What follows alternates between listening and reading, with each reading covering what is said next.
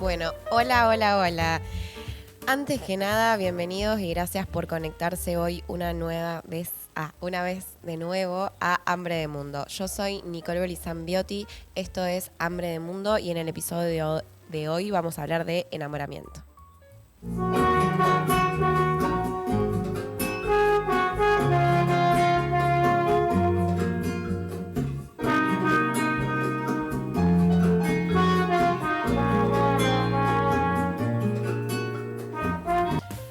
Bueno, el tema de hoy creo que es un tema que nos atraviesa a todos, o por lo menos a la gran mayoría, ya que en la experiencia de cualquier adolescente, adulto y cualquier persona hemos sentido alguna vez esta sensación de que alguien nos guste tanto que nos genere cosas en el cuerpo de interpretarlo como estar enamorados. La realidad es que hay un montón de respuestas y un montón de pensamientos diferentes sobre qué es el enamoramiento, desde connotaciones negativas hasta connotaciones muy positivas y pensarlo como una sensación muy única e indescriptible, pero de la mano a algo muy lindo que todo el mundo quisiera vivir.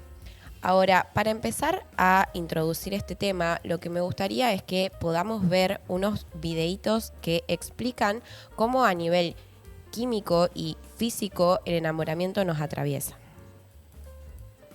¿Qué pasa a tu cuerpo cuando te enamoras? El cerebro. ¡Madres, güey! ¡Qué monumento! Güey, hay que enamorarnos, güey. No, güey. Sí, güey. Güey, ¿estás consciente de que si nos enamoramos del exceso de dopamina y serotonina nos impedirá ver sus defectos? Sí, güey. No hay pedo. Los ojos. ¡Ay, güey! ¿Pero qué estoy viendo? ¡Monumento! ¡Grr! El corazón. El estómago. Güey, ¿qué pasó? ¿Por qué me disminuyen la circulación, güey? Es la adrenalina, güey. Güey, se siente bien extraño. Sí, güey, se sienten como hormiguitas, güey, mariposas. Mándenme circulación o no me va a dar hambre, güey. Híjole, yo creo que eso no se va a poder. Los pulmones. Güey, ahí viene la que nos gusta, güey. ¿En serio, güey? Ok, tranquilo, tranquilo. Güey, cálmate, no seas tan obvio. Inhala. Y exhala. Ahora respira tranquilamente.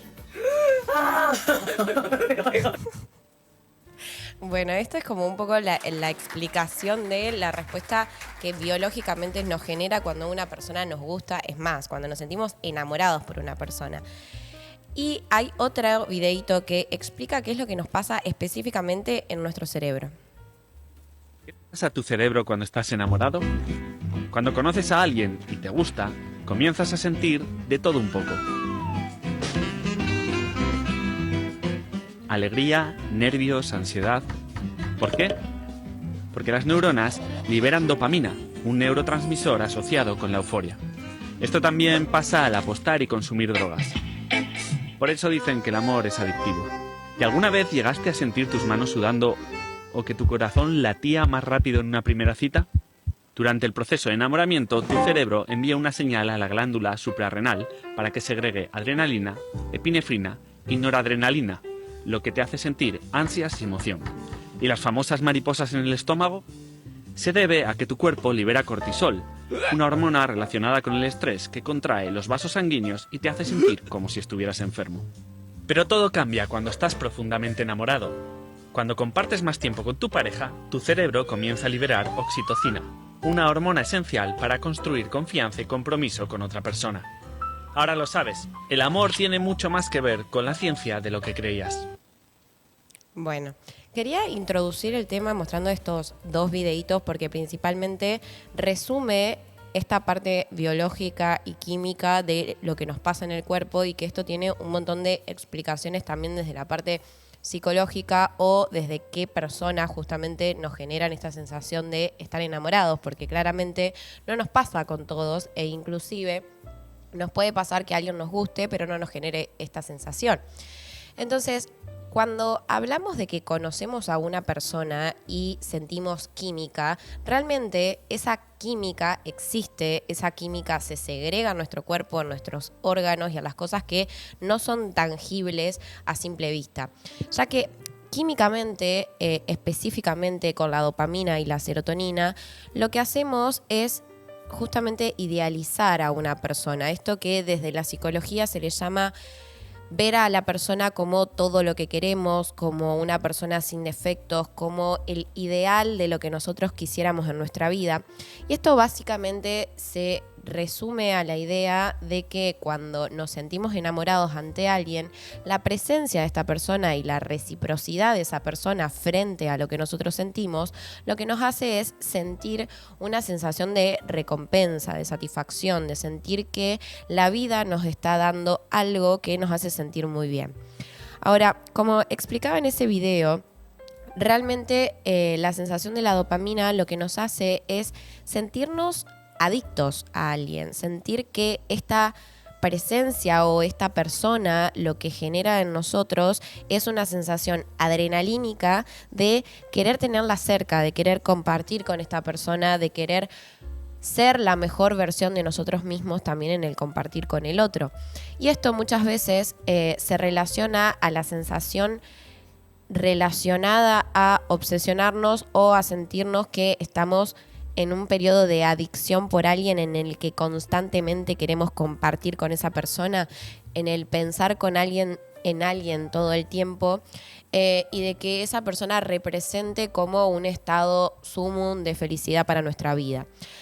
La realidad es que si nosotros nos detenemos a pensar en esto, no es una emoción o una sensación que la sostengamos durante un periodo prolongado de tiempo, sino que se produce en un primer momento de descubrimiento, de conocimiento de la otra persona, en la cual nosotros identificamos ciertos patrones de su conducta frente a un esquema que para nosotros es representativo y significativo de lo que nos gustaría que esté en nuestra vida.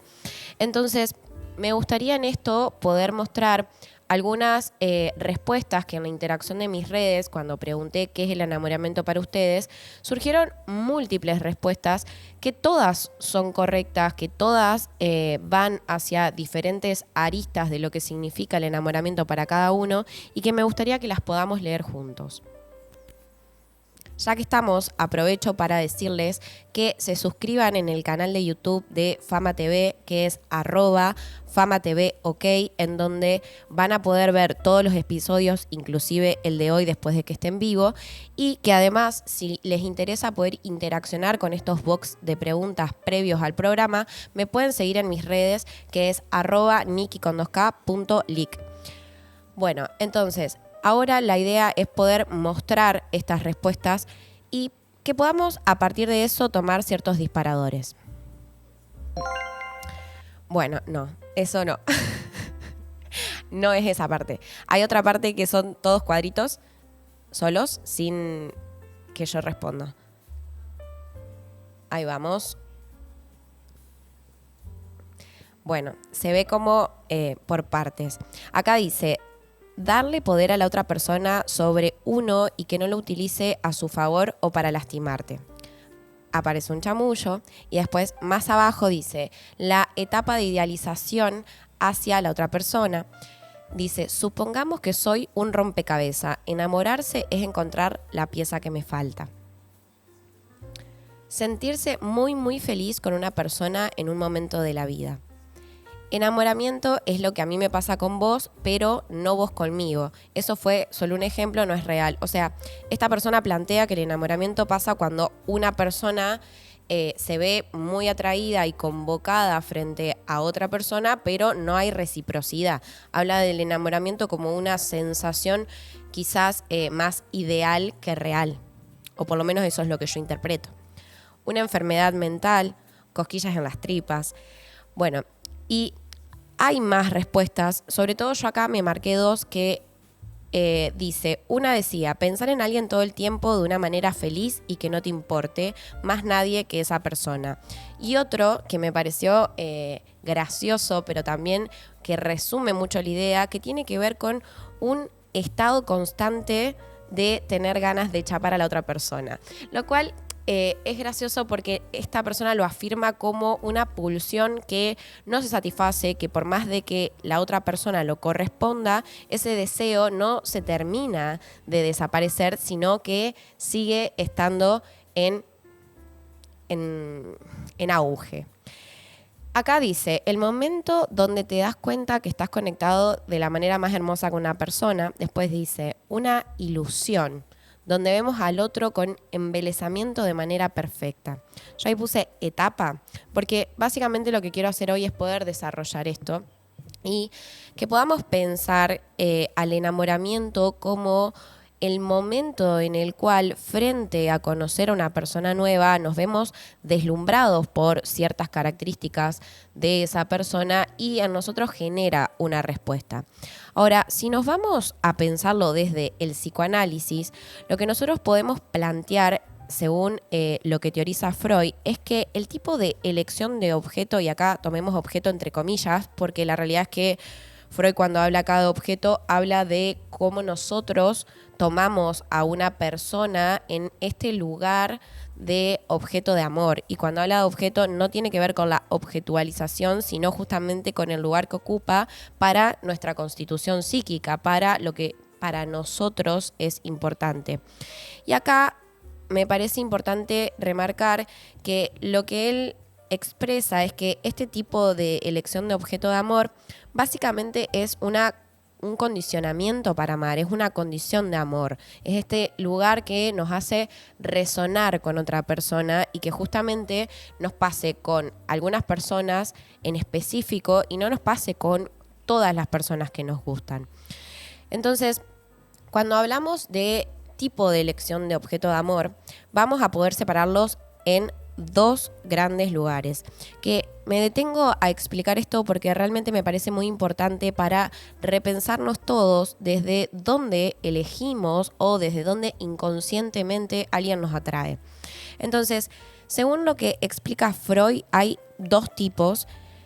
Uno es según el tipo de elección narcisista, que vale aclarar esto porque en el primer programa hablé de trastorno narcisista y quiero detenerme a decir que no estoy hablando del trastorno narcisista, sino de este lugar de autorreconocimiento del propio yo, de este lugar de amor propio, de la inscripción de la propia imagen que nosotros tenemos de nosotros mismos, y que este tipo de elección narcisista puede dividirse en tres tipos más, que uno tiene que ver con mi yo en el pasado, es decir, un lugar más melancólico frente a lo que en un pasado yo representé para mí mismo y que eso sea un lugar que me atraiga. Después hay otro tipo de elección de objeto que tiene que ver con el tiempo presente, es decir, con mi yo actual, es buscar una pareja que sea igual o equitativamente tenga la misma visión sobre la vida, sobre lo que quiere, sobre lo que le atrae del otro, que haya intereses en común, que justamente lo que nos resuene sea encontrar a un igual. Ahora, existe el tercer tipo en base a la elección narcisista que se trata de el futuro. Y en esto es el proyectar, el mirar hacia afuera o el sentirnos atraídos por una persona que represente nuestras propias aspiraciones a lograr, nuestras propias metas, lo que nosotros queremos alcanzar. Les dije que había dos tipos. Estos tres que les separo, todos tienen que ver con la elección narcisista. Es decir, de nuestro yo pasado, de nuestro yo presente o de nuestro yo futuro.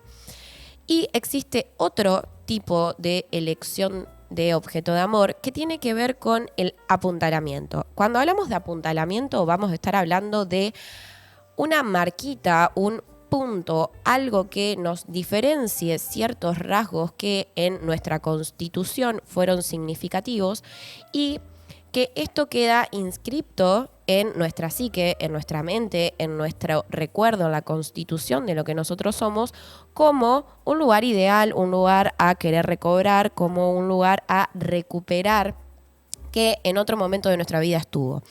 Cuando hablo de apuntalamiento, Freud principalmente se refiere a la mujer nutricia y al hombre protector.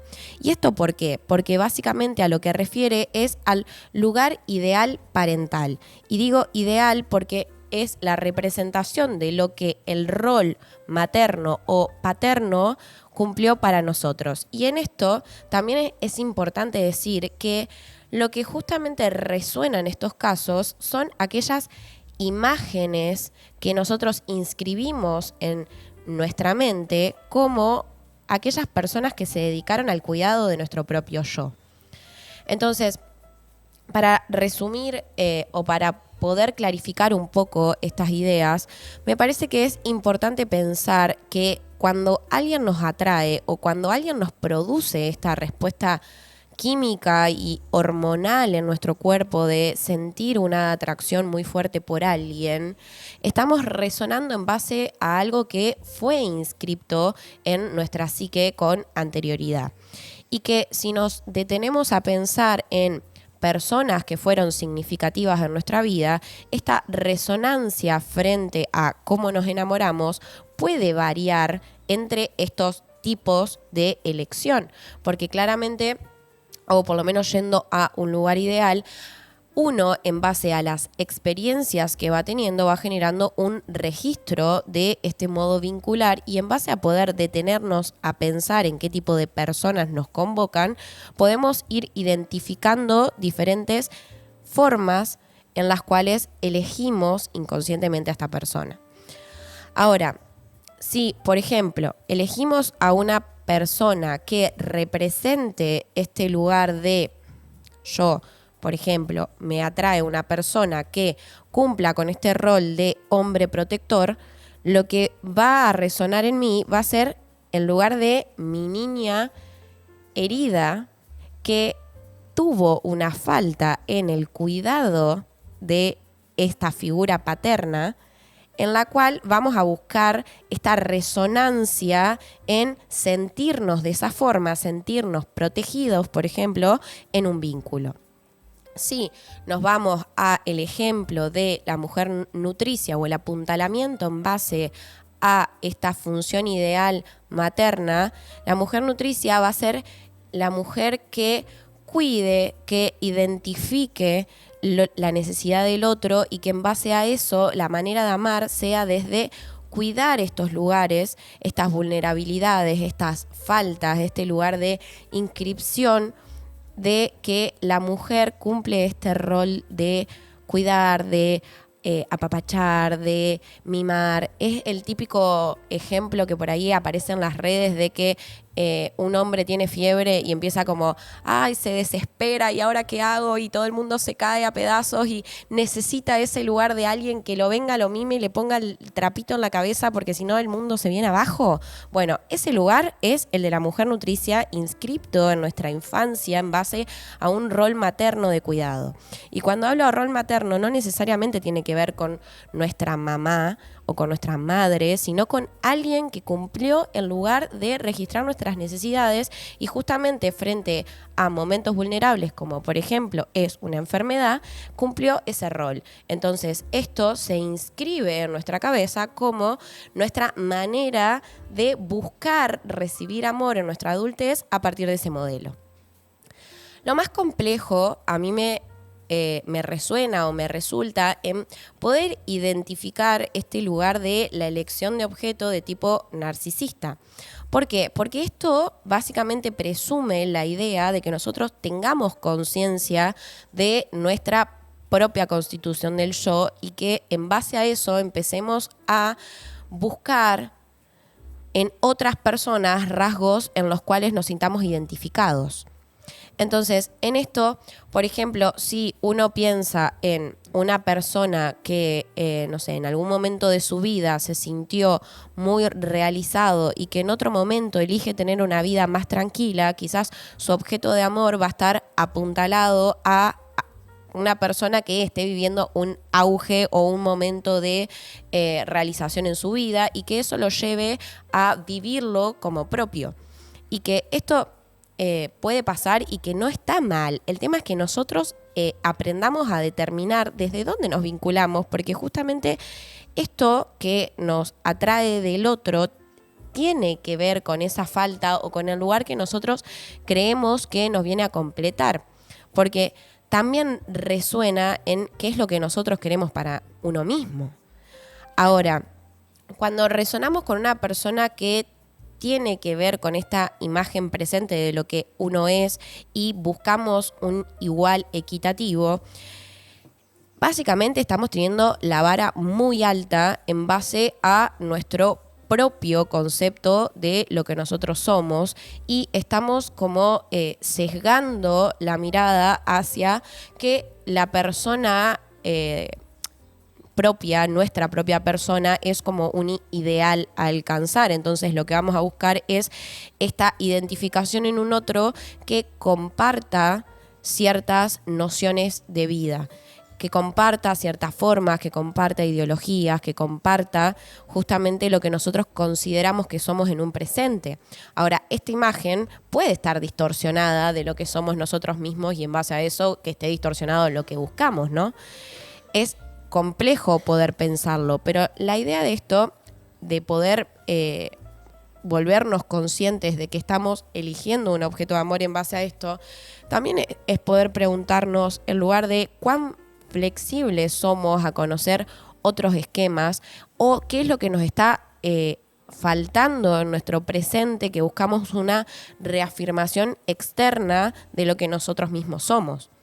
Ahora, si lo pensamos en un lugar futuro, en este lugar de la elección de objeto de tipo narcisista, pero orientado hacia el futuro, hacia la proyección de lo que nos gustaría ser, tenemos que poder darnos cuenta que de esta forma no estamos buscando un objeto que sea equitativamente igual, a una persona que sea equitativamente igual, sino que justamente le damos el lugar de el poder de la admiración frente a lo que creemos que nosotros quisiéramos lograr y que todavía no pudimos. No quiere decir que no vamos a poder, pero sí es este lugar de que la persona represente el lugar de la admiración para uno, el lugar de lo que uno quiere aspirar.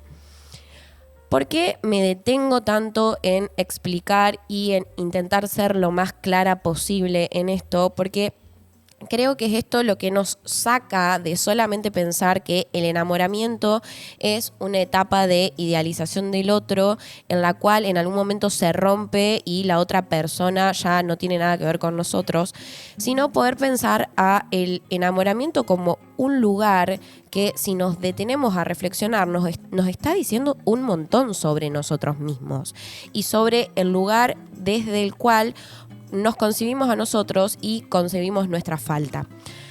Entonces, quiero saber o quiero que me puedan comunicar si tienen alguna duda, si se identifican con algo de esto, si no fui clara con algo, y que lo puedan escribir en el chat del canal de YouTube, que se los recuerdo para que, si no lo hicieron y tienen dudas, lo puedan decir. Nos buscan como @FamaTVOK. Bueno, Reni, te escucho. Sí, te iba a decir de que tenemos algunas preguntas. Primero dice, ¿el enamoramiento tiene etapas? Después dice... Vamos bueno, una a una, dale. Así no nos mezclamos en todo. Digamos que el enamoramiento es esta fuerte sensación de la atracción hacia una persona, que si lo pensamos a nivel químico explica todo este lugar físico, pero si lo pensamos en el lugar simbólico implica mucho más allá. El enamoramiento en sí es considerado una etapa que constituye lo que quiere decir que constituye lo que es el amor.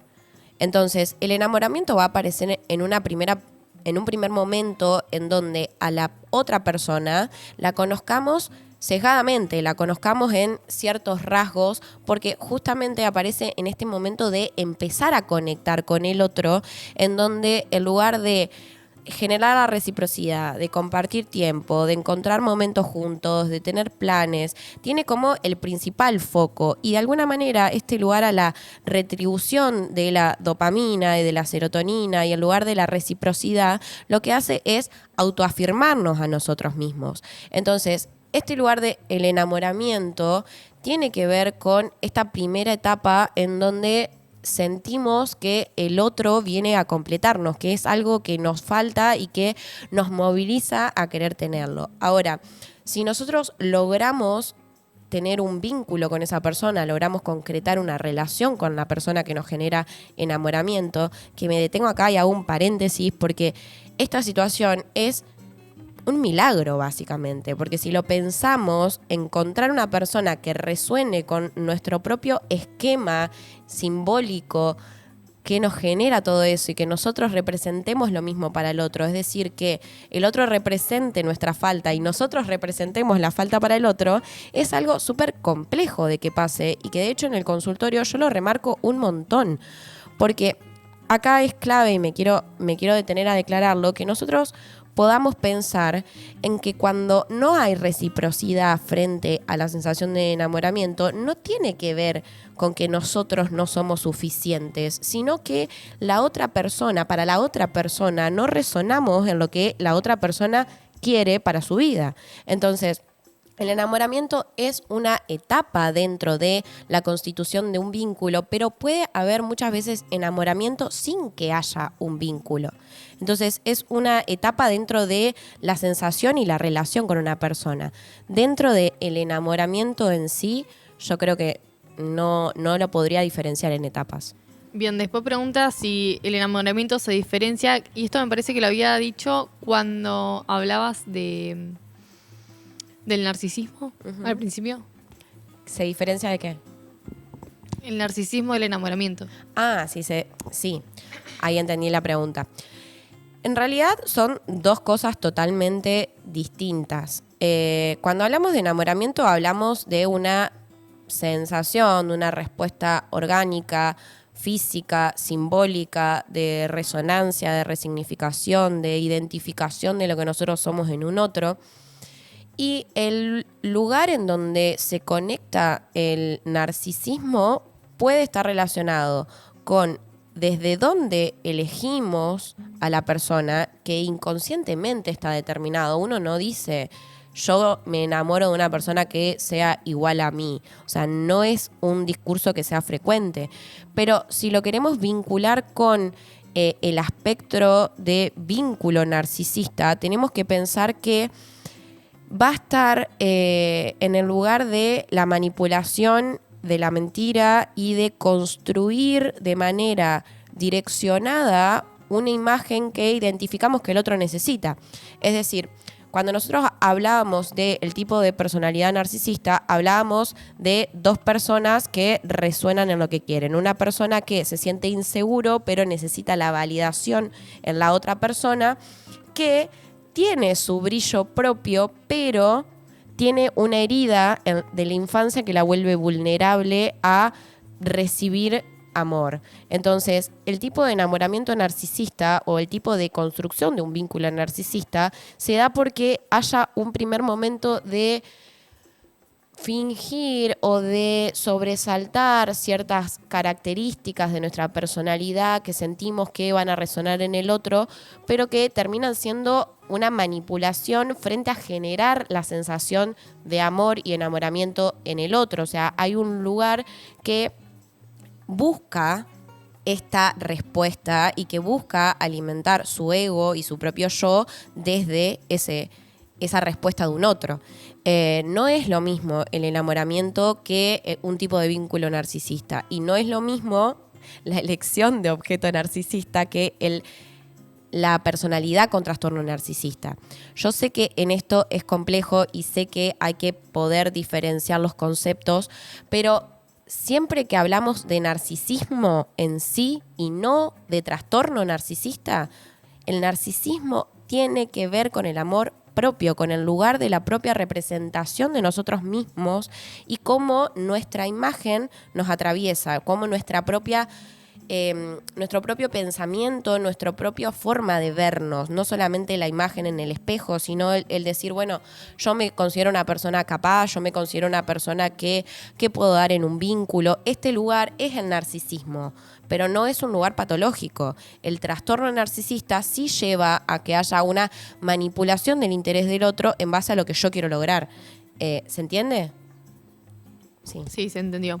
Después dicen que el enamoramiento dura un tiempo, ¿es cierto? Sí, se dice mucho eso. Se dice que los primeros 3 meses de una relación es el momento ideal de la relación y que hay que disfrutarlo porque es el momento mejor y que no volvemos a eso. La realidad es que el enamoramiento en un primer momento responde a un lugar ideal. Este lugar ideal es necesario que esté en cuanto a construir y a conocer desde el interés y la reciprocidad a un otro. Ahora, ¿Se puede sostener este estado de enamoramiento a lo largo de todo un vínculo? No. O sea, el vínculo va transmutando por diferentes etapas que tienen que ver con la elección de la otra persona frente a lo que vamos conociendo. Si en un primer momento conocemos a una persona que no tiene defectos porque nuestra serotonina, nuestra dopamina o nuestro modelo de relación parental no nos deja ver la falta en el otro, llega un momento en que la empezamos a ver, en donde quizás lo que en un momento nos re gustaba nos empieza a molestar. Y en este lugar se rompe un poco este lugar de la imagen ideal, del otro perfecto, del otro sin faltas, del otro que me completa, porque la realidad es que no existe una persona que nos pueda completar, sino que justamente va a resonar con la parte de nosotros mismos que está en falta. Entonces, no se puede tener un vínculo desde el enamoramiento constante. Sí podemos ir saltando de un vínculo a otro en base de querer sostener este estado de enamoramiento, que no es algo sano tampoco. Pero el lugar normal, natural, esperable y sano que un vínculo se dé es que esta imagen ideal se rompa y que tras ver los defectos o las partes en carencia, en falta, vulnerables del otro, elijamos cuidarla y no aprovecharnos de eso para seguir manteniéndolo obnubilado o manteniéndola obnubilada. También preguntan cómo saber desde dónde vincularnos. ¿Desde dónde nos vinculamos? Bueno, es que en esto, otra vez, los voy a invitar a terapia, los voy a invitar a que empiecen a hablar con amigos, con su familia, con ustedes mismos, qué les atrae de otra persona, con qué resuenan, frente a qué tipo de conductas de la otra persona uno se siente atraído o se siente en este lugar de no poder dejar de pensar qué nos atrae del otro. Porque lo podemos hablar en un lugar ideal, pero también muchas veces podemos resonar con lugares que son traumáticos para nosotros y que revivimos el lugar traumático justamente para poder sanar esa herida. Ahora, lo importante ahí es poder verlo y poder ver con qué estamos resonando. Porque, por ejemplo, frente a personas que se enamoran de la característica de que el otro es inconstante, es decir, de que la otra persona sabe el interés y la sensación real que uno tiene por el otro y que frente a eso ve como una intermitencia y elige quedarse, está resonando con la herida del abandono. Por ejemplo, les doy un ejemplo. Entonces, si esto desde lo terapéutico lo podemos trabajar en de qué forma inscribimos el amor y de qué forma nuestras personas referentes fueron en su manera de darnos amor, podemos llegar a un cierto nudo de dónde viene nuestra atracción. Y en esto el poder construir un vínculo sano se basa en que nosotros podamos tener un autoconocimiento de nosotros. Entonces es complejo poder construir una relación sana, son necesarias las conversaciones incómodas y sobre todo con este lugar de poder decir, ok, ¿qué de cada vínculo nos está mostrando de nosotros mismos? Bueno, voy a tomarme un break y les voy a dar tiempo también para si hay cosas que quedaron inconclusas, las puedan plantear en el chat y en breve volvemos para el segundo bloque.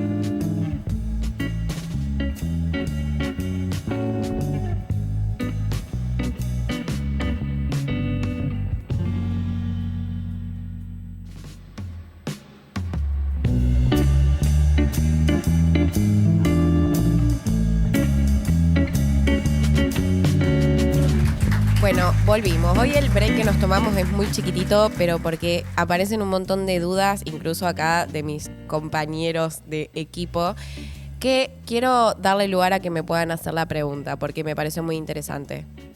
Te escucho. ¿Empiezo yo?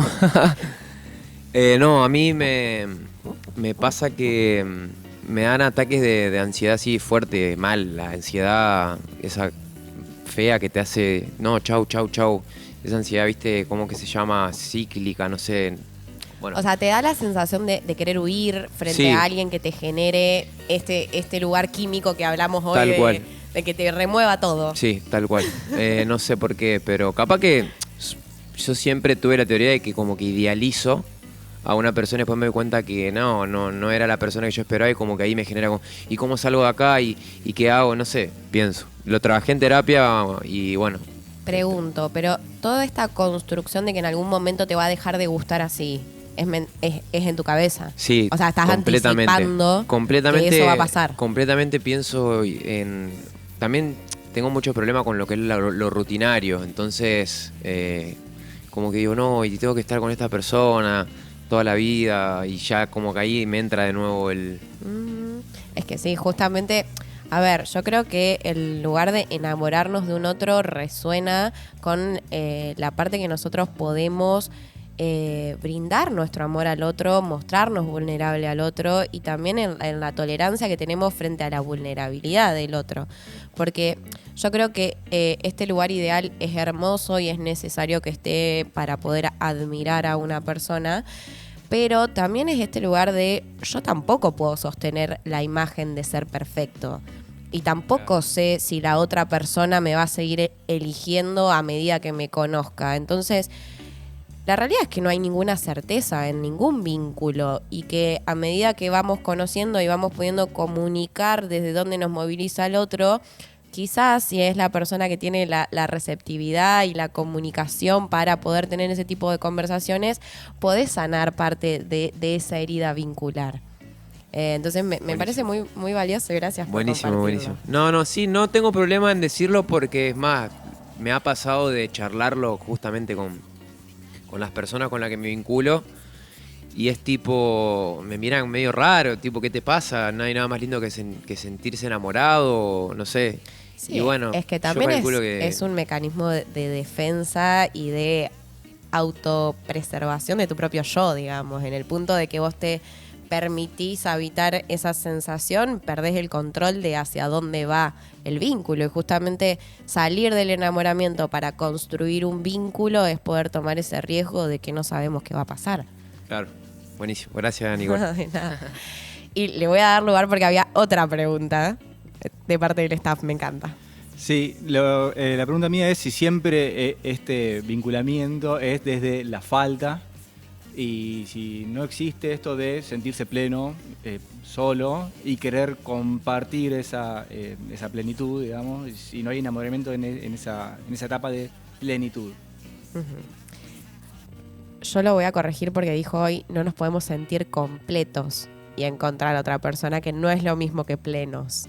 Pero en esto yo quiero decir que siempre vamos a resonar con un otro en base a nuestra falta, siempre vamos a resonar en base a lo que fue nuestra herida o lo que son nuestras heridas, porque puede ser más de una, y que en base a esto vamos aprendiendo a través de nuestros vínculos. Si nosotros logramos construir, reflexionar, terapiar y relacionarnos de una manera más sana, entendiendo que podemos compartirnos desde un lugar más sanado de nosotros o más consciente de nuestras propias heridas y nuestras propias vulnerabilidades, no quiere decir que no nos podamos relacionar desde ahí, porque sí podemos relacionarnos desde sentirnos plenos, que la palabra plena o plenitud tiene que ver con integrar como las dos partes de nuestro yin y yang, nuestras dos partes, entre la parte que para nosotros tiene mucha luz y lo que nosotros queremos mostrar y la parte que no queremos mostrarles al resto, o por lo menos que necesitamos confiar en el otro para poder mostrarlo.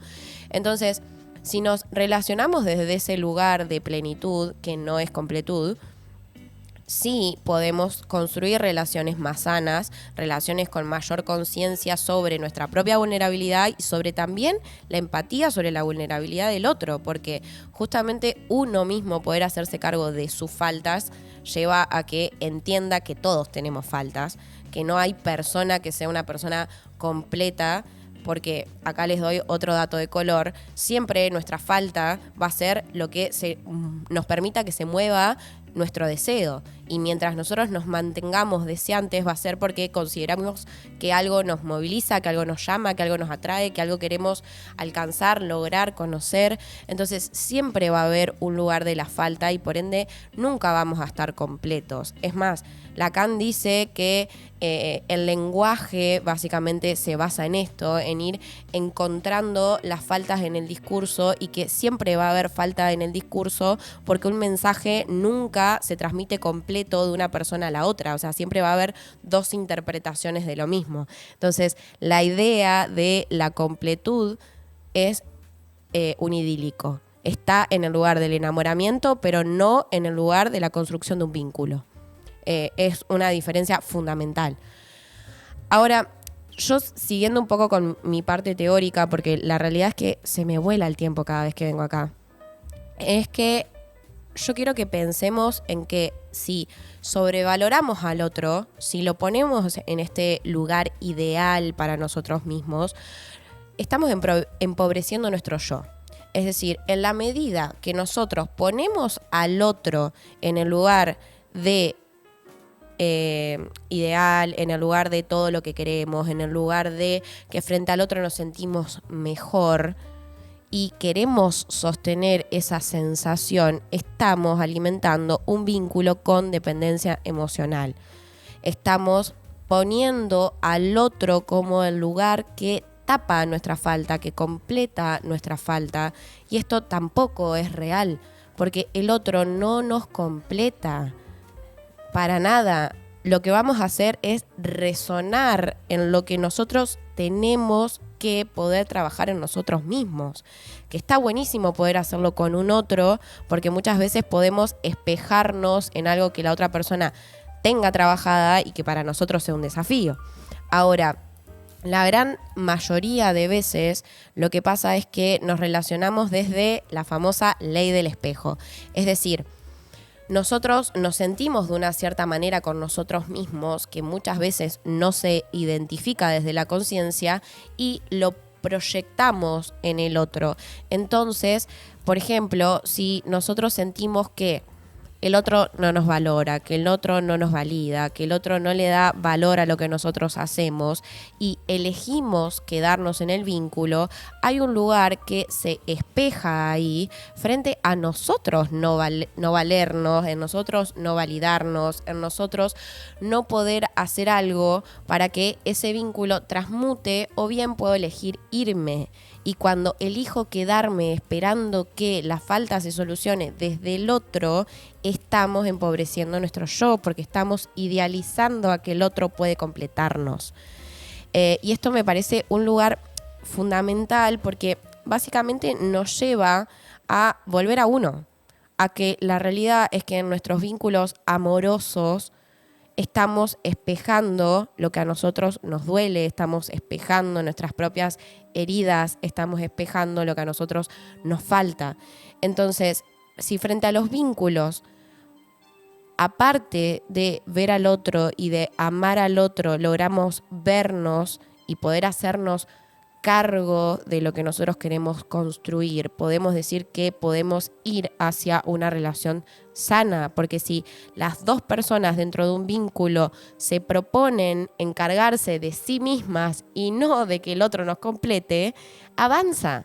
Si nosotros ponemos en lugar de avanzar nosotros en que el otro haga, nos estamos poniendo en un lugar de víctima, esperando que el cambio aparezca desde lo externo, aparezca desde la otra persona y no desde hacernos cargo. En la teoría parece re fácil. La realidad es que en la manera vincular y en la forma en que nos relacionamos con otros muchas veces pasa desapercibido Y es gracias a la terapia que logramos conectar ciertos puntos nucleares de nuestra personalidad y poder decir, ok, esto lo tengo que trabajar conmigo para dejar de repetirlo en mis vínculos. Entonces, me parece que es un lugar fundamental de poder pensar y de también derribar este mito de la media naranja, de que va a venir alguien que nos haga sentir que nuestra vida es plena. No, en realidad esa sensación es con uno mismo y si nos sentimos así con nosotros mismos, vamos a lograr construir un vínculo con un otro que tienda hacia esa plenitud, lo cual no quiere decir que no haya conflictos. O sea, en lugar de la comunicación, de la conversación incómoda, de construir, de poder hacer pactos explícitos con respecto a cuidar la vulnerabilidad del otro, es fundamental en un vínculo. Pero bueno, nos estamos yendo hacia el vínculo y no hacia el enamoramiento, pero me parece que es un lugar muy importante a pensar porque, y acá Reni te voy a pedir que me hagas el soporte, hay una pregunta de una conversación que me plantea que en su grupo de amigos hablaron, es como el recorte de, ahí está. Ayer hablábamos un poco de eso con mis amigos y también la sociedad está mucho en la de soltar. Y en la de reparar, construir, nadie, así no solo en el amor. Y esto me pareció, este comentario me pareció muy significativo porque me lleva a pensar en este lugar de cuánta paciencia hoy tenemos para poder construir algo que sea sano. Cuánta paciencia hoy tenemos para ir sumando bloquecito tras bloquecito tras bloquecito para poder llegar a un proyecto personal. Cuánto de nosotros se anticipa a algo que podría ser negativo y que nos podría hacer mal, entonces mejor me voy, mejor suelto, porque la otra persona de principio no me leyó, entonces no vale. Y me parece que responde un poco al tiempo actual, a la forma de vínculos actuales, a la construcción de vínculos efímeros que se sostengan en esta idealización, pero que en la parte en donde la otra persona se muestra incompleta, vulnerable, frágil o muestra sus partes de no luz, ¿qué pasa? ¿Podemos tolerarlo? ¿Se nos rompe la imagen del otro? Si rompemos esta imagen ideal, ¿puede existir igual el amor?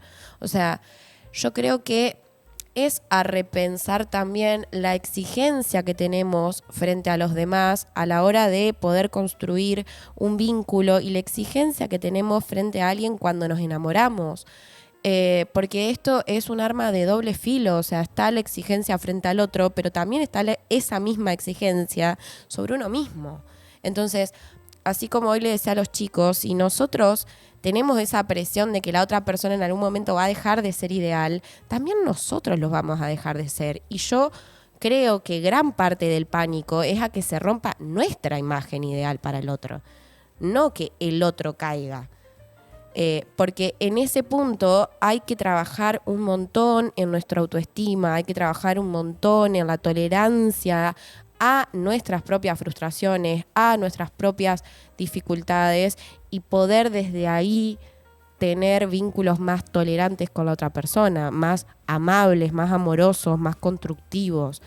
Es re difícil y realmente yo creo que lo más difícil de todo es poder ser conscientes de que tenemos que mirar a lo que duele para poder construir algo que no duela. O sea, tenemos que poder hacer ese proceso de decir, ok, atravieso este dolor. Me pareció muy copado en esto de las reflexiones en relación al enamoramiento, que un amigo me hace el comentario de si las personas que son workaholic o las personas que dedican muchísimo tiempo a su trabajo y que su principal foco de interés está ahí y en las relaciones vinculares no se abren, si hay una herida detrás.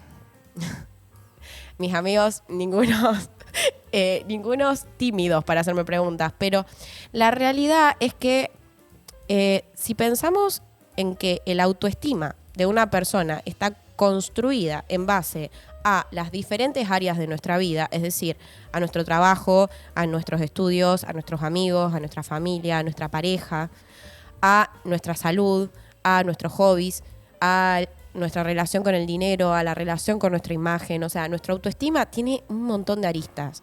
Si nosotros ponemos un 100% de nuestra atención, por ejemplo, en el trabajo, en el caso de un workaholic, claramente la herida está en otro lado. El tema es que no necesariamente está en el vínculo amoroso, pero sí puede resonar con una herida de otra índole. Puede ser familiar, puede ser en su relación con el dinero, puede ser en base a una carencia que vivió, puede ser en base a una experiencia pasada que lo marcó. O sea, puede venir de un montón de lados, pero en lugar de que algo, sea el trabajo, o sea, no sé, el entrenamiento, o sea, la vida de fiesta, sea cualquier cosa que genere un exceso, va a funcionar como un mecanismo de evitación. Entonces, hoy no es el tema, pero sí me pareció que está buenísimo porque hay personas que dicen no me pasa. Claramente, si no te pasa o nunca te pasó, hay un lugar en donde no te estás permitiendo conectar con el otro, no estás dejando que el otro te interpele. Y si pasa eso es porque estamos con los mecanismos de defensa diciendo no, alto ahí, alto ahí, alto ahí, porque y si te dejo entrar, ¿qué me puede pasar?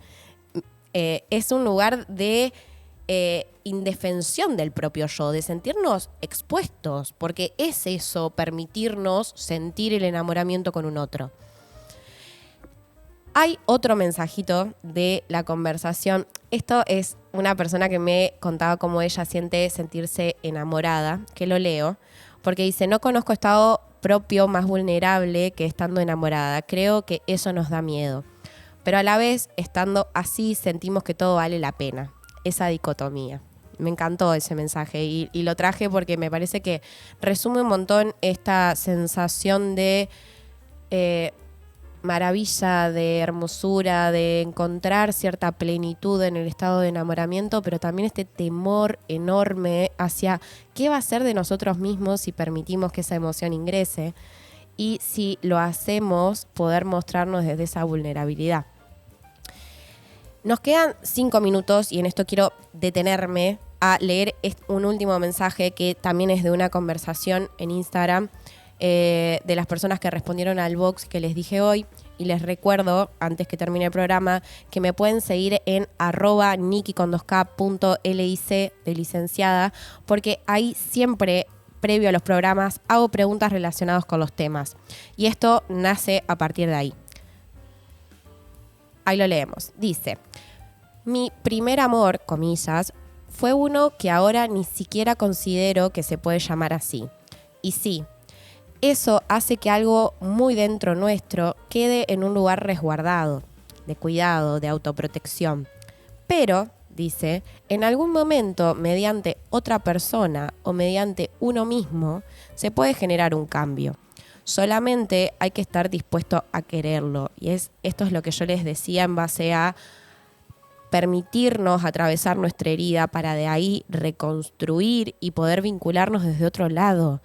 Entonces, acá dice, también es muy importante sanar antes de arrastrar a otras personas. Si bien te pueden ayudar, hay que tener mucha conciencia de límites. Y me pareció un mensaje súper esclarecedor y también le agradezco un montón a esta persona de haberse abierto a contarme su experiencia, porque creo que en lugar de las decepciones amorosas, en lugar de las veces que nos rompieron el corazón o que no hubo reciprocidad en la sensación de enamoramiento frente a otro o que frente a la reciprocidad en algún momento hubo una disrupción y se terminó el vínculo, poder pensar que son aprendizajes que nos están mostrando el lugar de autocuidado y cuánto sobrevaloramos, cuánto enaltecemos al otro para descuidar a nuestro propio yo. Y en esto me quiero quedar en esa idea de que pensemos al enamoramiento como un lugar que nos moviliza, que nos lleva a construir con un otro y a conocer nuestra propia vulnerabilidad, pero que es necesaria que nos encarguemos de trabajarla, de sanarla y de no lastimarnos a nosotros ni tampoco lastimar a otros. Así que bueno, este fue el episodio de enamoramiento. Espero haber sido clara Espero que me hayan entendido y que algo les haya resonado. Les agradezco un montón por escucharme y le mando saludos a mi hermana Ernestina porque sé que ella espera los saludos con todo su corazón.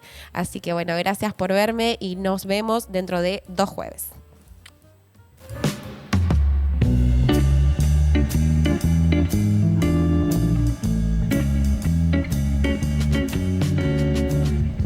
Queridos espectadores, gracias por acompañarnos. Esto ha sido un día más en Fama TV. Los esperamos mañana. Para más contenido, búsquenos en famatv.com.a. Fama TV. Fama TV. Los comunicación alternativa. Para más contenido, búsquenos en famatv.com.a.